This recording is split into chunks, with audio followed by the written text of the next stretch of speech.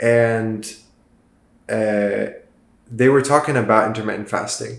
They knew they were coming to this feast, and they were saying, the way we approach this is we don't eat all day, and now we can feast. I was wondering, what do you think about intermittent fasting as a kind of way to manage food and your weight? I think it's a good way to manage weight in some cases, but if people approach it as restrict to then have a feast that's already kind of a lean towards unhealthy behavior and disordered eating, I would say. It's restrictive. What interests me about intermittent fasting is that coming into it, you feel like, I'm going to be able to eat so much. But I think people get lost in identifying cravings versus identifying hunger versus identifying, oh my God, I haven't eaten for 16 hours. Yeah. I don't know what actually is just satiation or cravings. Do you think that gap of not eating is contributing to just not being able to gauge hunger versus cravings? Yeah, for sure. It's contributing to this unhealthy behavior. And while fasting is actually a tool used to heal some kind of diseases, for us to regenerate our cells and our guts, and maybe to heal the gut lining. And so in medicinal purposes, sometimes it's important and it's used from before, but it's just a way how people approach it now, and they don't approach it from the health point of view, they approach it from the weight loss point of view. But intermittent fasting is not for weight loss, because at the end of the day, if you eat more than you burn, even if you're intermittent fasting, you're still gonna gain weight. So it's not about that. And in here, if people approach it as a restriction and feast, then they are just separating their body and mind and getting not in tune, out of tune, I would say, out of their hunger cues and their body needs. Especially, I like how you put it, when they're focusing on the aesthetics of it rather than what is the actual purpose of fasting. It's regeneration, it's letting the body heal. But when people focus on, I want to do this to look a certain way, then I think it allows them to, as for what you're saying, I think it allows them to feel that they don't really have to listen to hunger cues. Oh, I already did my job. Yeah. But I fasted. But it's like, no, it's not as simple as that. Yeah, it's not as simple. And plus, when you are waiting and restricting yourself just to feast, then maybe you have to ask this question for yourself. Why do you even want to eat so much that then you are so full that you can't move? Why do you want to feel this way? And what are you silencing by seeking this food reward? So, what are you silencing? Yes.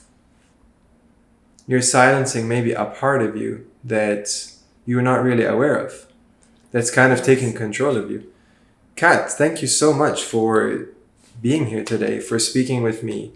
I've been waiting to have this conversation for quite a while now, as you know. And I just, before we dive into the core of what we're here to speak about today, I was going to say before we dive into the meat of it, but I was like, oh wait, Kat's a vegan. I don't know how she would feel about that phrasing.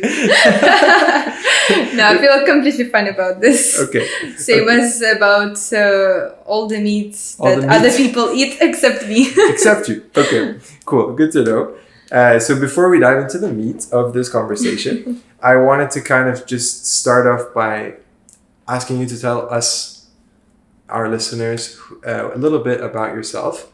We just share a short intro about how I got to know you, the first thing that I touched, where, in terms of, I actually want to work with you, as soon as I went through a few of your posts, was I felt you treat people, your clients, people who are undergoing this journey, more as like a mind and a body that has limitations.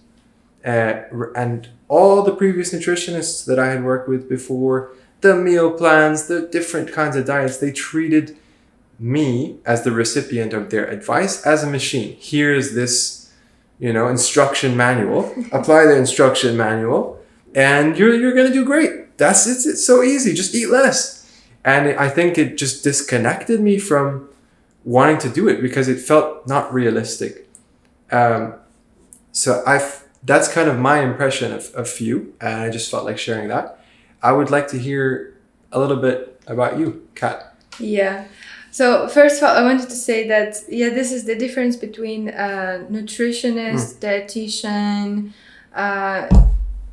people like that, and someone who calls themselves a coach, because this is the work of a coach to look at what is your current situation, take into account that you have a life, that you have feelings, that you have other things to account to, and other things that you want to focus on, and how can you bring all of this together with having your goals in mind.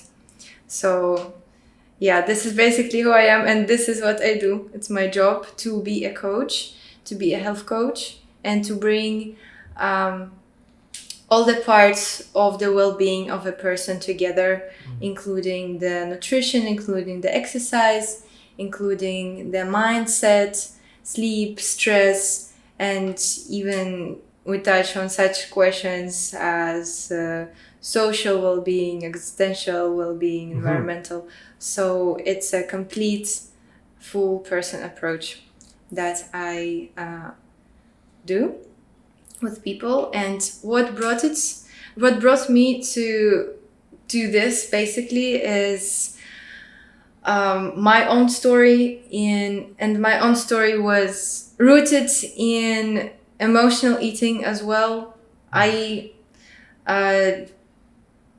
started with emotional eating, but while also doing a lot of fitness.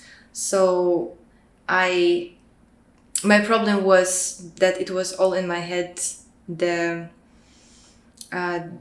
These unhealthy behaviors, trying all of the diets, not loving myself, having bad image of myself, binge eating, sometimes even purging.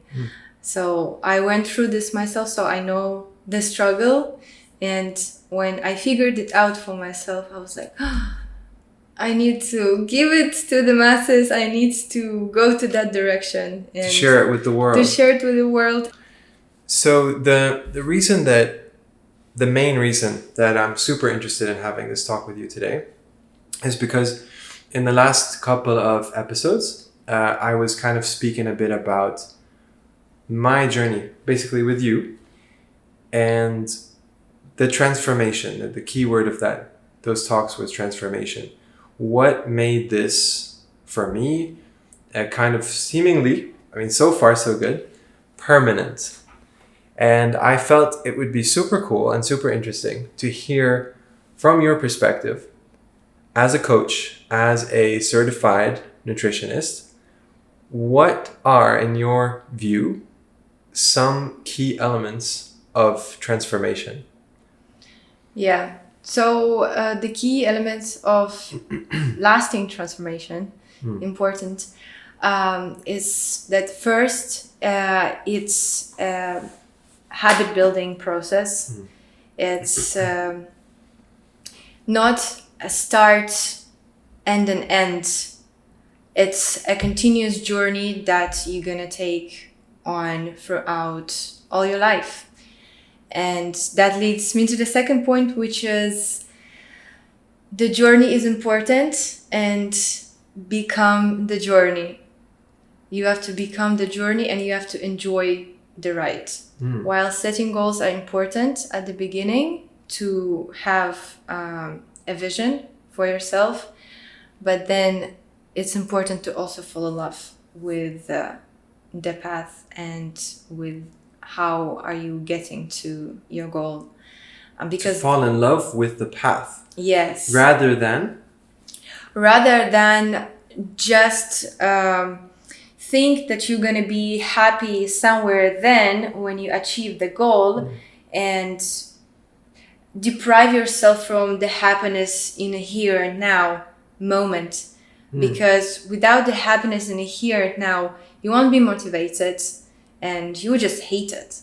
And then the consistency is going to drop, and that's the whole thing is going to be under threat. So this is very important to be in love with. It's not enough to look at the person you might be and see it as a kind of a distant thing. Yes. And just focus on that as, oh, this is the thing that's going to drive me through it. There has to be a love of, here's me now in the day. What am I doing with food and myself? This is something I enjoy. Yes. Is that what you feel is something super key? Yes, that's the key. So there's the portrait of you that you create for yourself for the future, for the person that you're gonna become when you reach the goal. But then there's the second part of it is to start to be as much as you can this person right now, to take on the qualities of this person right now, and to find them in yourself right now. This way you are just bringing the goal towards you much faster than if you don't associate yourself with this distant person. You have to bring it close to your heart and have to beat. Yeah, I see what you're saying. I remember as part of my journey how sometimes, we did this self-portrait exercise together. And as you said, it's, I think, super key to know where you're going, of course. I think the key difference here is not to become kind of, what would we say, consumed by, I am not there yet. Yes. The final form. Yes. Oh, I'm not without a belly. Oh, that's upsetting. I don't want to do this anymore. Yeah. I totally relate with that, and I kind of lived it as well. I would just ask if you had any other experiences with your clients that kind of, well, first of all, maybe fit in that. What for them became, I love this process? What were some things that you felt made them feel they're on a journey rather than doing homework? So the general things that really help people stay consistent and fall in love with the journey is the mind work that we do at the beginning. And that's first and foremost finding the deep why are you doing this? Why do you even want this? And what is this that you want? What do you want exactly and why? So that's super important. And when people connect to this, miracles happen, really, because it's the deeper and very dear to some people reason that they have. That is, like, when we go to details of it, it's really important to them. So in it on itself becomes the driver for the whole journey. And they're connecting with like a deeper part of themselves. Yes, to connect to this on a deep level. And what I mean by this is we can say, I want to lose weight, and it's going to be a very vague goal. Some people consider that as the goal, right? Yes. It's going to be very vague goal on the surface. But if you ask yourself, why do you want to do that? What do you want to achieve with losing weight? What's bothering you now in this weight? Why can't you love yourself now in this weight? Or what is wrong? So dig beneath. Yes. So when we find this core, when we find these roots, then that's what people really can connect to, and that's what really can drive and lead the way for people and move them through the hard times sometimes. And Do you find that people find it hard to believe, or they don't really get why mind work is the most important thing to start with? My personal experience before I met you, before I started working with you, is mine doesn't have to do anything with it. I'll admit that. I Yeah. felt it was just food or an exercise. Oh, I gotta eat less and exercise more. Yeah. And it never worked. Do you meet people yeah, like that? of course, yes, I meet a lot of people like that, and because it's not obvious, because you need to dig deeper for these things, because calories in, calories out, just eat less, exercise more, and you're gonna do good. Maybe some people gonna add also, oh, sleep better, cool. And yes, that's a surface part of it, but your thoughts are material, because with your thoughts you give your brain the command of what is happening, and based on that information it gives the signals to the body to give a certain response. So if you think of yourself that I will never lose weight because I'm ugly and I'm stupid and I don't have time and I can't exercise and healthy food is disgusting, then you're gonna always eat healthy food that's disgusting. You're gonna avoid every healthy food that's actually delicious. Right. And you're gonna always look in the mirror. Even if you are beautiful, you're gonna always look in the mirror and you're gonna always say that you're ugly, even if you are the prettiest person, because this is your perception. So at a certain point while we were recording, we had a technical difficulty where one of the cameras stopped recording and we lost the footage on me. And so I'll be replacing an image of myself, or I'll be replacing the clips of myself with just an image of myself. Thankfully, the camera on Kat didn't have that same issue. I love that. I love the identification that the action, because the thing I described before is focusing on the action part. Oh, it's just I just stop eating. I just eat some lettuce and I'll be good. I'll just move around a bit. But that is a thought. That is just a single thought that feels attractive in a moment, but it doesn't last. The thing that lasts, which is what you're kind of pointing at. And I'm starting to kind of imagine this as the way that our journey worked, was kind of putting layers. Like the first layer is the layer of beliefs. Yes. Then it's the layer of the action. Yes. And you can't do one without the other. It just seemed interesting to me, and I think it's not intuitive to people. Yeah. That it starts from belief. Yes, it definitely starts from belief, and it's a really important part to go through. And for many people, like, this is kind of a spiritual part, let's say the mind part, that is tied really closely to the body as well, because if you're always in this stress that I'm guilty, and if I eat this I'm gonna become fat, and this food will make me fat, and so be it, your thoughts gonna be materialized, and literally, So be it. Yes, Absolutely. you're gonna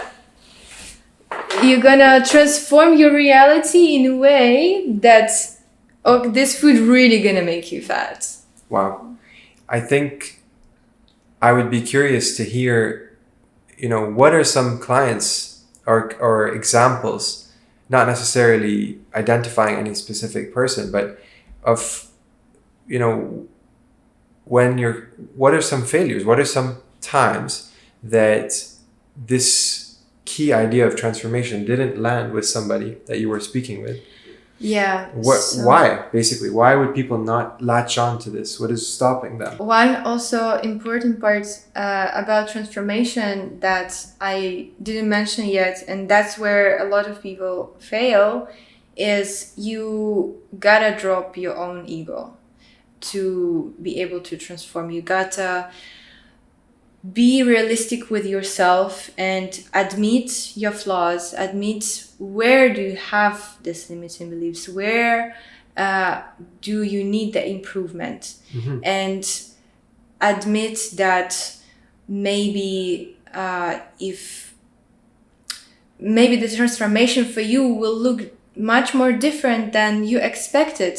For example, I had one client who, firstly, he wouldn't admit that he has a big problem. He was Denial. He was in denial, although he wanted, and he's like, I want to lose weight, but you have to put the goal. Why do you need to do this? I don't need your psychology. I don't need your mind. You are the coach, and you have to and I'm gonna tell you what to do. So yes, some people are just not able to drop the ego to do this. I don't need your psychology. So it's like he's not even willing to engage in the conversation because it's kind of going into something uncomfortable. Yes, because his ego is so big and he's not ready to open up to the thought that he's maybe not right in everything. He's maybe doesn't have the best solution, because if he had the best solution, he wouldn't need me to guide him. He couldn't. That's interesting one, actually. I'm just reading this as kind of outsider, but seems like this gentleman felt like weight loss is completely separated from me as a yes, consciousness, whatever. It's just, it's a physical thing. It's just, I'm just this body. Let's transform this body, but it has nothing to do with me as this thinking being. And from what we've discussed so far today, they're completely interlinked. True. And also some people think that if they're hiring a coach, it means that I'm going to do the work for them. I have to send them the plan, and I have to send them this plan and tell them what to do. And it's magically going to happen without them putting the work. Right. So it's ego resistance and a kind of resistance to put effort. Yes. That's very interesting. I want to lose weight, but at the same time, I don't want to do anything. But I'm calling you. Yes. It's interesting. They're contradicting themselves and they're not really noticing. Yeah. I want to lose weight, but I don't have a problem. Right. How about when somebody comes and says, this is too much. I feel guilty when I eat, and I fail in front of what we agreed last week, and I don't want to do this anymore because it just hurts too much to look at this goal and not be able to do something about it. Yeah. Is there anything that can be done for such people? Yeah, for sure. And this is very important part, and this is why I also have this support that is almost unlimited. I can give everything that is in my power to support people in this kind of situations, because when the question arises, then we have the ability in a moment to decrease the action and to shrink it to the smaller action, to break it down, to make it more manageable for the person. And this is super important because we are driven by these rewards. So if you're not getting the reward from the food, from the alcohol, from the drinking, from anything, any behavior that brings you reward, and that's scrolling, shopping, that's unhealthy, then you need to still get the reward from somewhere. And when we achieve something, this is actually the core thing that gives us the reward. It's harder to achieve, it's harder to get when we look at it from the point of, yes, I want to achieve this, I want to lose weight, I want to lose 30 kgs. Yes, this is hard to achieve, and you need to wait for a long time. until you get this reward. That reward, right. Yeah, but if you break it down and if you said that your goal is not to lose 30 kgs, but to eat half a tomato today or sit for 5 minutes and meditate, or maybe wear your gym clothes and just wear it and don't even go to the gym, just wear your gym clothes and walk around the house. If that's your goal and you did it, you're gonna get the reward, because this is how the brain works. Right. I mean, I can see how having after having done it, having super gradual steps, it fits into the big picture or the bricks of the path that lead to that end goal. But I guess maybe not all people can see how half a tomato can help, isn't it? Yeah, true. Some people drop out because they think that this is not gonna help and this is too small, and there's again the ego. This is too easy for me. I'm this and that, and I'm capable of this and that, and I do this and that at work, and you give me this task to walk around in my gym clothes around the house. How does this gonna help me? How is this? How is that? Right. So it's like not even being willing to understand that this is a step. They won't even consider it as a step. Yes. And this is all why, because people seek fast rewards, fast results. They want everything fast. They want tomorrow.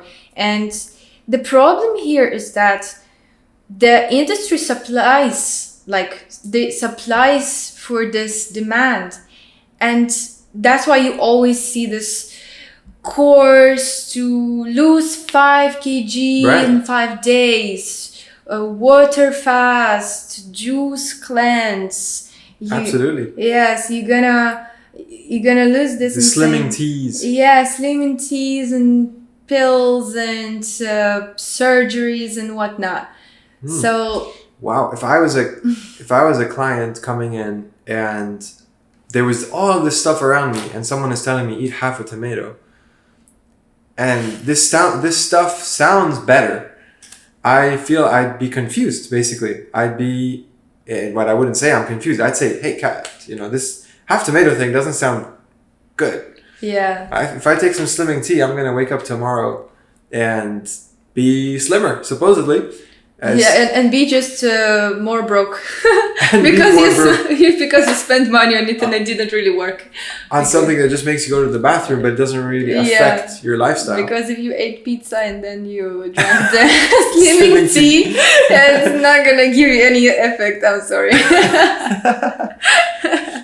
Oh my god, I would love to see somebody who successfully lost a bunch of weight like that. If you're out there, please let us know. That would be hilarious. And actually maybe some informative. Yeah. So, I mean, let's see here if we're able to capture some of the stuff that we said in terms of ingredients of failure. We say ego, right? We say habit, the ability to build a habit and lack thereof. Yes. And a willingness to, use basically letting go of the ego to construct that habit step by step. Yes. And to fall in love in the journey. Fall in love with the journey. Yeah, with the journey. Not the end result. Yes. Right. Well, I think that's pretty good as a list of stuff that are key to transformation and stuff that if you lack them, you would kind of fall into the trap of, I don't want to do this. The reward of this is too far. There seems to be other stuff in the industry that's telling me I can get a quicker reward. I don't want to do psychology. Don't tell me I'm less than I actually am. I'm stronger than I actually am. Yeah. These kind of elements of failure. I think that's a pretty good list that we have. And I hope that, people listening to this might benefit from your experience and insight. And I thank you for that.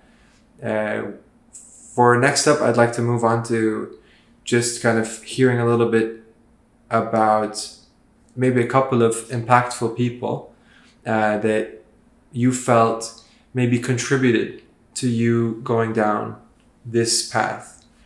Yeah. Is there anyone you'd like to give a shout out to? I would say there's two people, one on the personal side that's related to my journey, and one on the side when I started discovering all of the world of wellness and Like an influential person. yeah, influential person who read all of this, wrote all of these pieces of content. Gotcha. So down the personal side, I think the biggest is my grandma, because I grew up with my grandma beside me most of the time, and she was the person who neglected her health throughout her whole life, and how she at the end of days ended up with a lot of health issues. And for me, for her granddaughter who really loves her and who,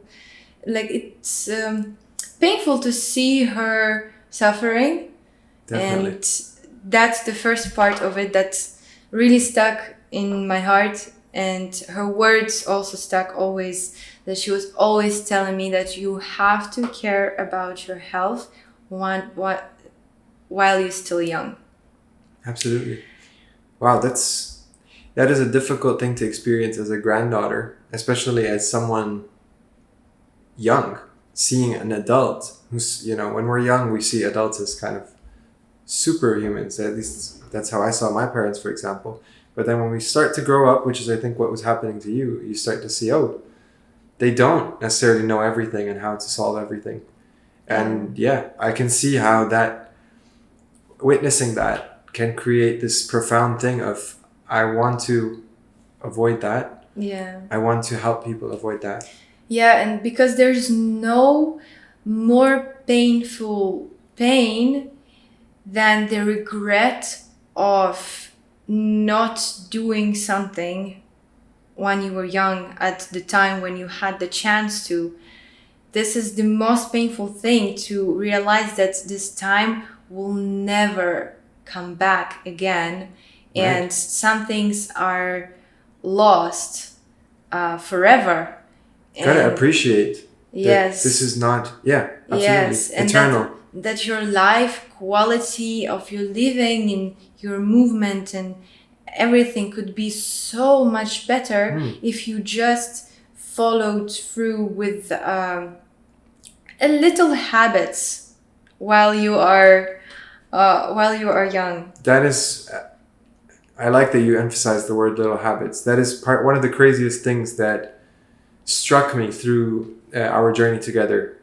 I think we captured it once in one of our calls, where we said it's kind of the basics, an application of certain basics that relate to nutrition, to what you eat, to how to eat, to when to eat. Yeah. And it's kind of phenomenal how little, that you actually need to do on the ground. It's just a matter of getting through confusing signals, whether it's inside, stuff you're used to, or outside, wrong information, marketing of things that are, quick fixes that don't actually work. Yeah. I mean, if we're making a list, which I think we effectively are, I would definitely add, if you agree, gradual change, basically, but really stress it, kind of. Yeah. Excellent. You mentioned you wanted to speak us about someone. Yeah, the second person, it's a scientist, Joe Dispenza. Joe Dispenza. His work on the brain and the mind, he's a neuroscientist. Okay. And his work on the brain and the mind really struck me through how much we can change with our thoughts. Is Joe Dispenza the guy who wrote how to something like change your ego or something along those lines? Do you have any idea if that's one of the... or is that somebody else? I'm not sure.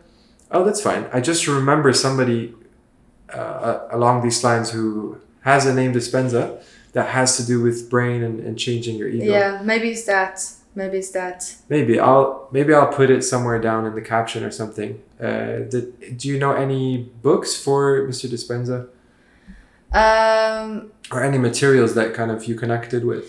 I used to listen to him on podcasts. Oh, right, and in his series, in his show. Yeah.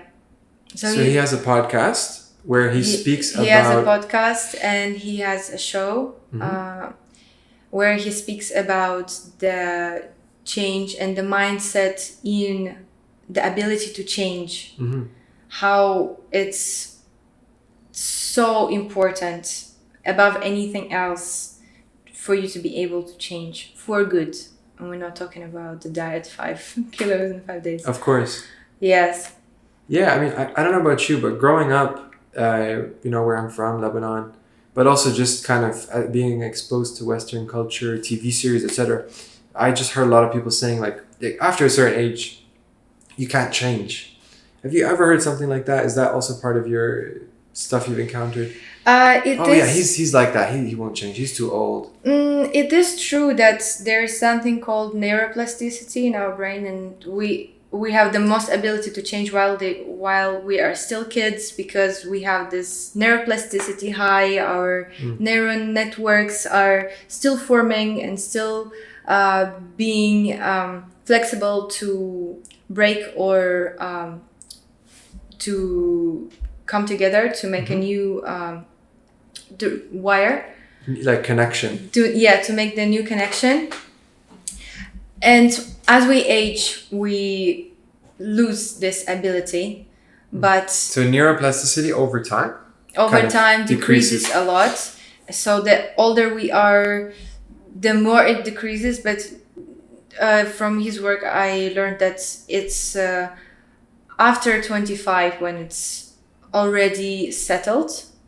But also from his work, it still does not mean that we can never change it again. It will just not take us as little time as to kids. Right.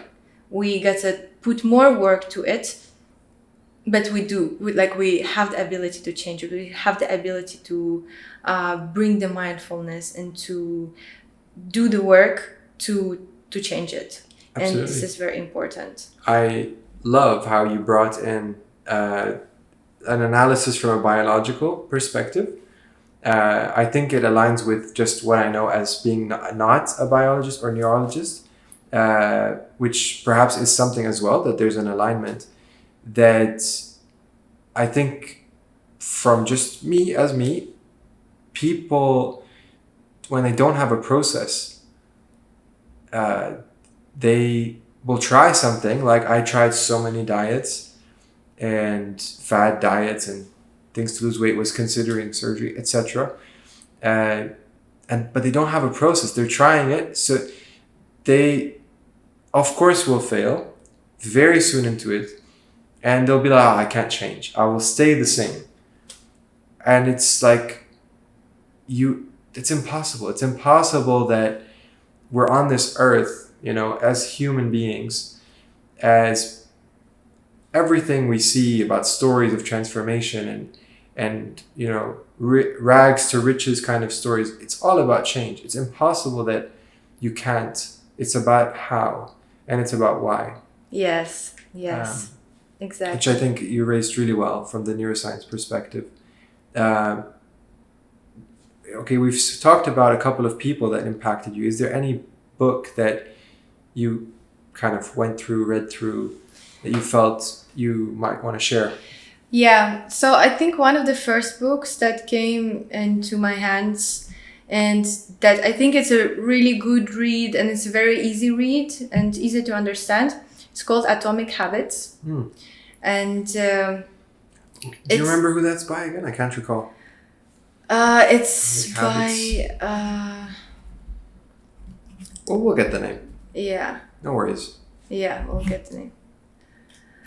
So this book is about how it's basically the summary of many psychological studies and behavioral studies to bring to people this small small tips how to basically change their habits. And I think that the biggest takeaway from this book is that you have to make it easy, attractive, and clear for yourself to make a habit. I think this is a very easy tip. There's many more For sure. other, but this is the easy tip to take away.